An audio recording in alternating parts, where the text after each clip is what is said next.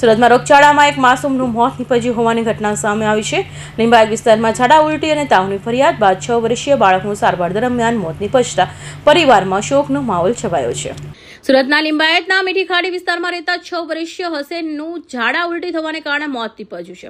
વાત એમ છે કે ગત રાત્રે હસેનને અચાનક પેટમાં દુખાવો પડ્યો હતો અને ત્યારબાદ તેને તાવ આવવા લાગ્યો હતો. પરિવારજનોએ વહેલી સવારે બાળકને સારવાર માટે ખાનગી હોસ્પિટલ ખસેડ્યો હતો. જો કે તબિયત વધુ બગડતા તેને વધુ સારવાર અર્થે સુરત સિવિલ હોસ્પિટલ ખાતે ખસેડવામાં આવ્યો હતો.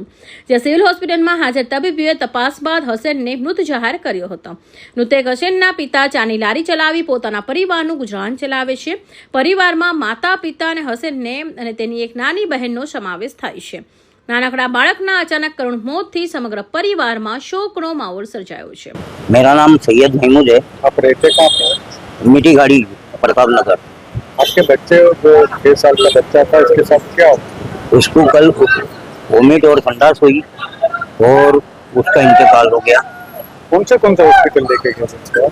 वो हाँ मयक हॉस्पिटल और मन्नत हॉस्पिटल में ले गए। फिर क्या हुआ? वहाँ पे हमको बोले कि भाई मयक में लेके जाओ, मन्नत में लेके जाओ।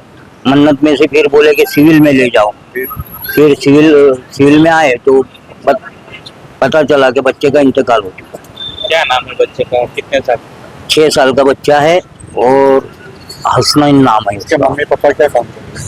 वो होटल में काम करता है। कितने साल में परिवार में कौन कौन? 2 मियाँ बीवी और 2 बच्चे उसके।